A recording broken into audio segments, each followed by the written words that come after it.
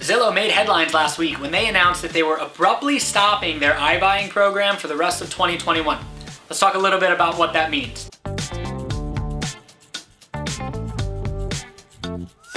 Zillow turned some heads last week with this announcement. Now, they have committed to fulfilling the contracts that they currently have in place, but they're denying any pending applications and they're not accepting any new applications from sellers. Now, the reason for this, according to Zillow, is to work through the backlog of homes that they already have in their portfolio.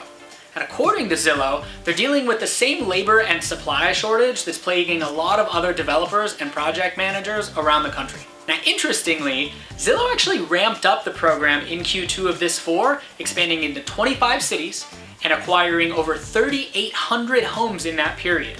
Now, that's more than double what they acquired in the first quarter. Now, for many people out there, this is the first time that they're hearing about iBuyers, so I think now is a great time to cover what iBuyers are and how they came about. iBuying really emerged around 2014 with the founding of Opendoor, and it's really gained a lot of popularity over the last 5 years. In fact, according to Zillow, iBuying has actually doubled since 2016 and accounts for about 1% of homes sold on the market and accounts for more than 5% in large metropolitan areas like Phoenix, Atlanta, Charlotte, North Carolina. Here in San Diego, we've even seen a significant increase in iBuying with large national firms like Zillow, Redfin, Opendoor, along with many small independent firms taking a piece of that market. Now, put simply, here's how the process works. iBuyers will make a cash offer on a home using an algorithm that determines the value of the property based on market conditions and other different factors. Transactions can close anywhere from 7 to 90 days, and oftentimes they allow the seller to remain in possession of the home until they find a replacement property subject to various terms and timelines. The company that buys the home is then going to rehab the property, typically with some flooring, some paint, minor touch-ups. Then they're going to go resell the home on the open market for profit, sometimes with really impressive margins. Now, what's not always advertised is some of the costs associated with using an iBuyer program.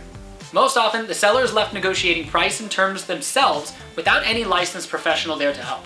It's not uncommon for the seller to agree on a price, anticipating an easy close and nice net proceeds, only to get stuck negotiating a sizable repair credit after inspections that ultimately take away from the seller's equity and bottom line. Now, iBuyers typically market as a convenient and easy way to sell your home without paying exorbitant commissions to a realtor and without dealing with a complex negotiating process. However, according to a report by Old Republic Title, nationally, the total fees for using an iBuyer averages about 8 to 9% of the sale of the home, which is typically higher than sellers pay to list their home on an open market with a real estate professional. Now, ultimately, iBuying is a great option for some homeowners who are looking for flexible terms and lenient timelines. But as iBuying becomes more popular, it's really important to do your homework and look at all the facts, costs, and pros and cons before determining which direction makes the most sense for you. I hope you guys enjoyed this week's market update. I'm looking forward to chatting with you a little bit more next week about what's going on in real estate.